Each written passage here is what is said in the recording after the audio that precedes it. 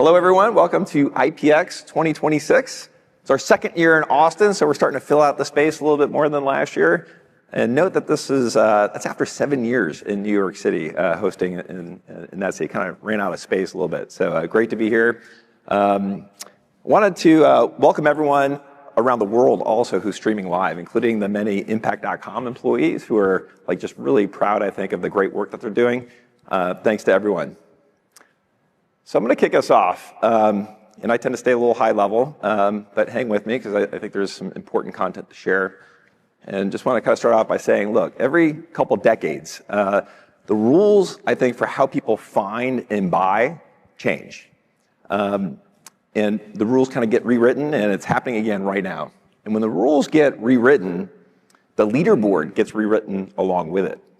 Everybody in this room has an opportunity to get to the top of this new leaderboard.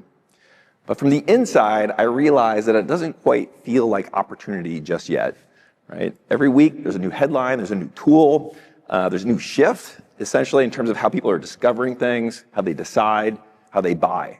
Entire parts of our industry are being remade in real time. It's changing how we work, it's changing how we live, and it's changing how demand gets created, captured, and converted. Feels like we're on a roller coaster, the kind where you can't see the track ahead. You don't know if that we're about to drop, speed up, get flipped upside down. A lot of people are asking, are we there yet? And guess what? We're not. And actually, I think the companies that are asking that question are already behind. The real question, and the one I want all of us to be able to leave here to answer, is how do you operate when you don't know exactly where you are in this ride?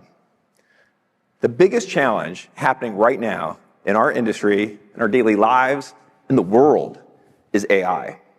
And what matters for the conversation that we're having here today is one specific thing: how AI is changing how people discover, evaluate, and decide.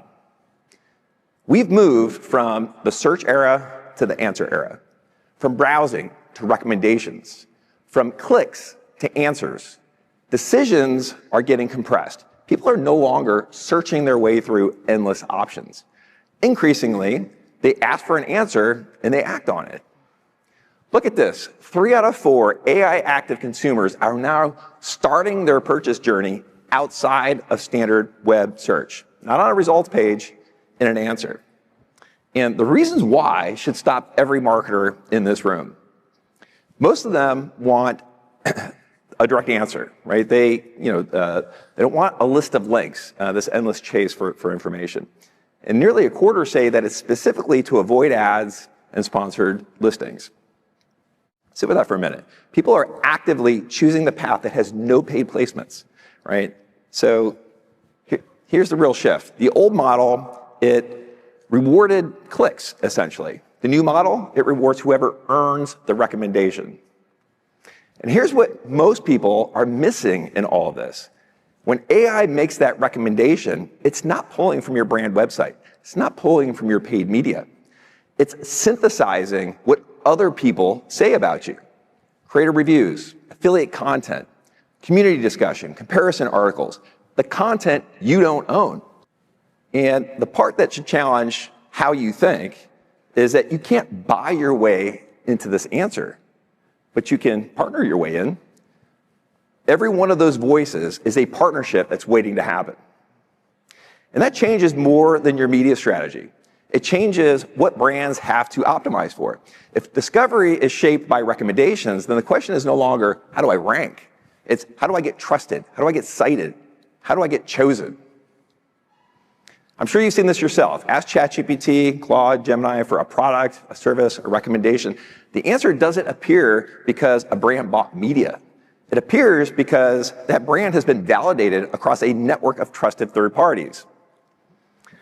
This isn't just a channel shift. It's a shift in how people discover, validate, and choose. And here's who holds the power now. It's the community that shapes what gets discovered, which is exactly why commerce partnerships have never been more valuable. They are how brands earn their way in. So if this is true, everyone in this room has at least 3 things on deck to address, and they're all urgent. 1, stop optimizing for keywords. and start optimizing to get recommended. 2, audit your partner mix for AI authority. Which of your affiliates, your creators, your publishers are already being cited in AI answers right now? Those are your most valuable partners, full stop. And then go further. Identify the trusted voices that you should be aligned with, but aren't. Those are the partners that your competitors haven't claimed. 3, use the signals that are available to you. Impact.com has new integrations with leading social and infrastructure platforms that give brands visibility into how consumers engage with partnership content, even when they don't click on a link or use a code. Max, our Chief Product Officer, will share more on that tomorrow. And then through our partnership and our investment in Evertune, you can now see exactly how often and in what context your brand is showing up in AI answers. The brands that win the answer era will not be the ones that are producing the most content. They will be the ones who turn signals into strategy. Now, hold on, because the next term may come fast and it may seem unexpected. Retail media is no longer the new thing. It's now a third pillar of performance marketing, right alongside search and social.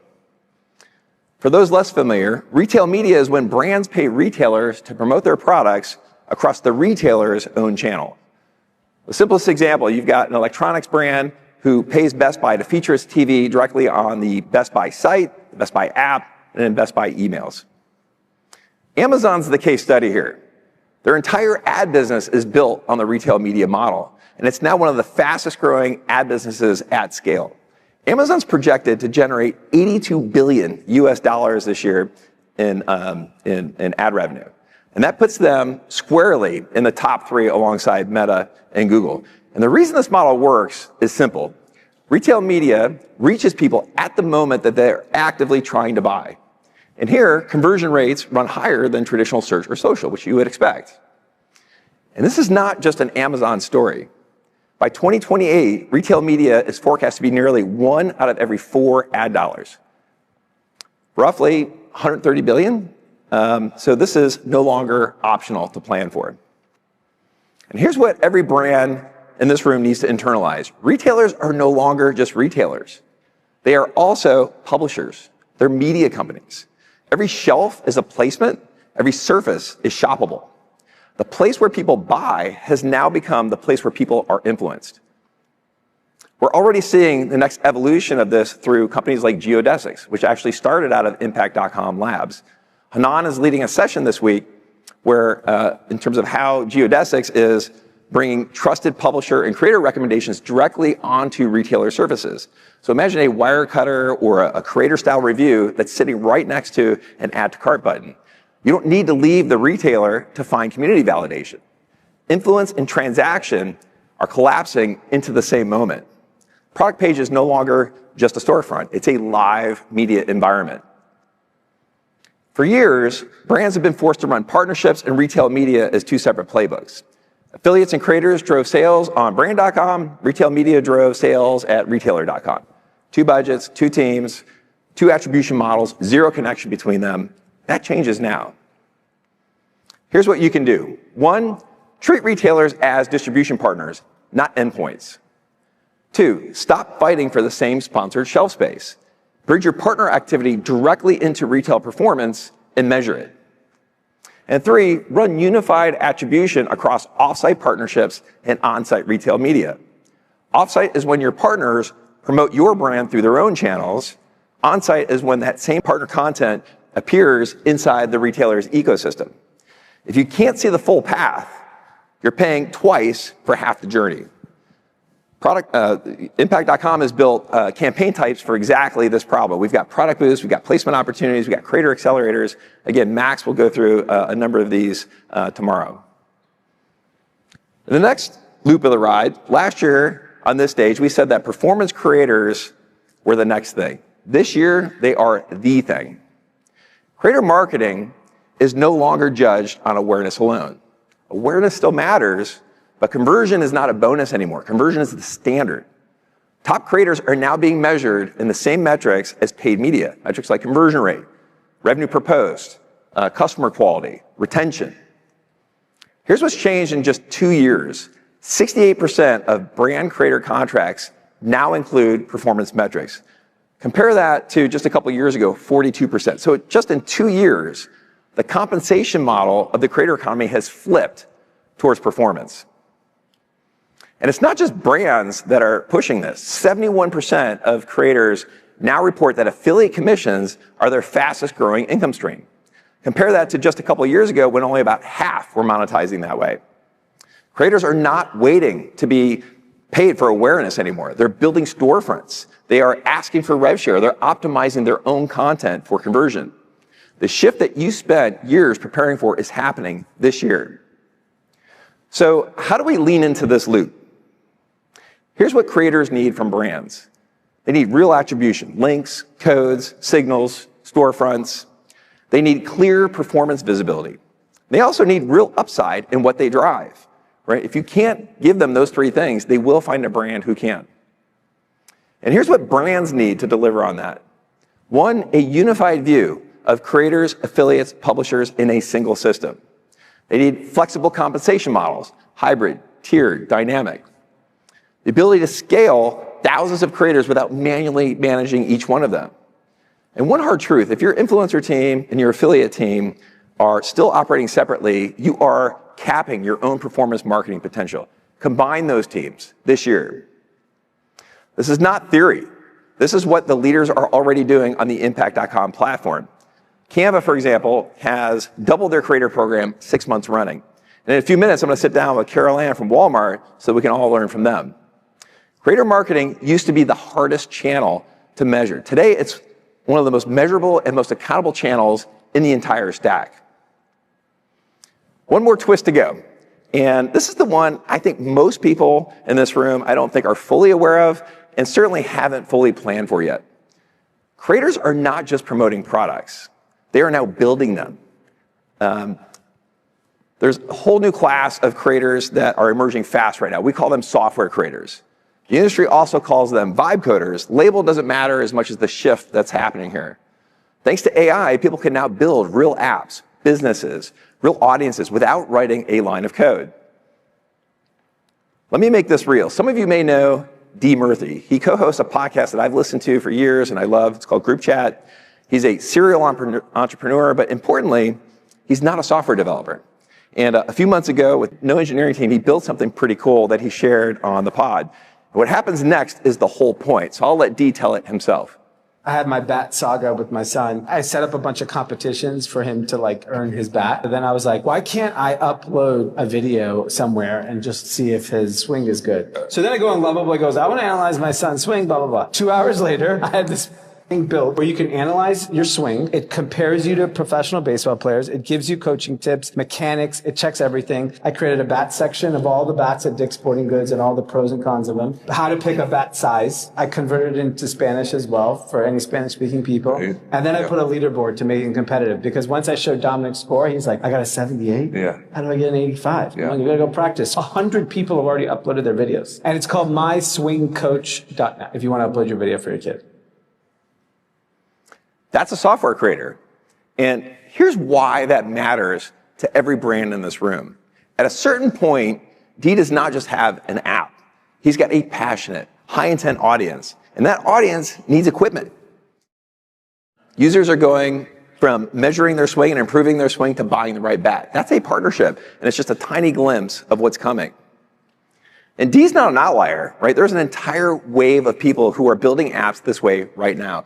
The AI app market is one of the fastest growing software categories of the decade.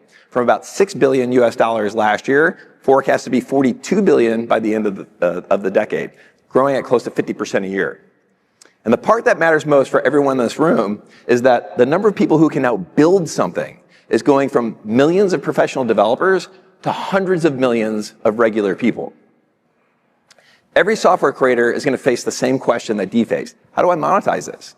And the most natural answer, the one that aligns the creator, the brand, and the customer is commerce partnerships.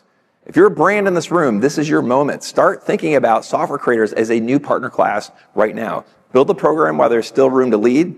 Impact.com will give you the infrastructure to do it.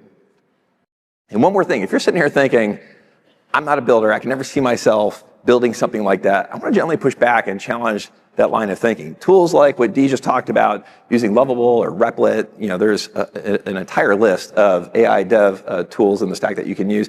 Even ChatGPT and Claude are making it not just possible, but like really easy for anyone to build something. And to be very clear, I'm not talking about a chat experience with AI. I'm talking about building something useful using these new AI tools, right? Whether that's in health, in travel, in fitness, whatever corner that you happen to care about, even as something as narrow as analyzing a 10-year-old's baseball swing. This is not just a shift in technology. It is a redefinition of who gets to build. Everything I've shared might feel like 4 separate trends. It's not. It's 4 sides of one shift. AI is rewriting discovery. Retailers are becoming media companies. Creators are becoming performance channels. And software creators are becoming a new partner class. And they all converge on the same answer: commerce partnerships. And it's not just another loop in the ride. It's not just a channel. They are what your growth now runs on. A mature partnership strategy in 2026 does 4 things at once. Get your brand recommended inside AI Answers. It connects your performance programs to retail media. It scales revenue through creators, measured like paid media. And it welcomes software creators as a new partner class. 1 strategy, 4 outcomes. That's the difference between a brand that barely survives this ride and a brand that throws their hands up and actually enjoys it. So how do you want to experience this ride? We all know that there's 2 people on a roller coaster: the ones who freeze, heads down, gripping the bar, waiting for it to end. By the way, raise your hand if you're one of those types. I've got a couple people willing to admit it. I think there's some people afraid to admit it, is what I'm guessing. And then there's the ones that put their hands up. I mean, what I would say is the ones that put their hands up, they're not braver, they're not reckless. They're the ones that have built systems that give them the confidence to let go and actually enjoy the ride. Here's what those leaders are doing differently right now on the Impact.com platform. It's 5 things. 1, they see the track clearly. You don't need to know exactly where the ride is going. You need to see what's actually happening in real time across every partner that you have. Data quality is the new competitive advantage. The brands that win in this era will not be the ones with the most partners. They're the ones that are going to have the clearest view of which partners are actually moving the needle for their business. 2, they adjust in motion. You can't set one speed for the entire ride. You have to rebalance constantly. And that means hybrid payments, dynamic commissions through participation bonuses, for example, rewarding partners based on value that they create, adjusting by partner type, by incrementality, by customer value, not just by transaction. There's more than 60 banks on the Impact.com platform, for example, and they're compensating partners on downstream events, like whether or not they set up direct deposit, right? All that kind of stuff is not future state. It's happening right now on the platform. 3, connect the track. Link your commerce partnerships and your retail media programs into one system, not 2, 1. When the rails connect, momentum compounds. When they don't, you're going to lose momentum between the turns and your competitors are going to pass you on the next climb. 4, react faster than the ride changes. You don't need to know where the ride is going if your system is learning faster than the ride is changing. Use Impact.com's AI native capabilities to continuously identify the right partners and the highest converting content, to adjust commissions, placements, and strategy in real time, to spot partners that are about to be cited in AI Answers and to partner with them before your competitors do. The goal is not certainty. The goal is adaptability. And finally, the hardest part for some, put your hands up, right? None of us control where this ride is going. The leaders win because they let go of the old playbook fast enough so they can grab the new one. Test, adapt, move. The brands still trying to hold on the way it used to work are the ones that are gripping the bar with their heads down. We need fewer of those. We need more of the ones with their hands up. Plus, it's more fun. Like, who wants to give it a shot? Who wants to put their hands up? Every time I step up in the building, everybody hands go up. That's it. And they stay there. You didn't choose whether or not you got on this ride. None of us did, but we're all on it. Earlier, I said people kept asking, are we there yet? And here's the honest answer. No, and we never will be. The ride doesn't end. It just keeps changing. And that's exactly why how you ride it matters more than where it's going. Because commerce partnerships are not a channel anymore. They are how you get recommended. They are how you scale revenue. They're how you connect the offsite to the onsite. They're how you welcome the next class of creators and builders. Commerce partnerships are now the operating system of growth in the Answer era. And Impact.com is the infrastructure that powers it. Let's build accordingly. Thank you.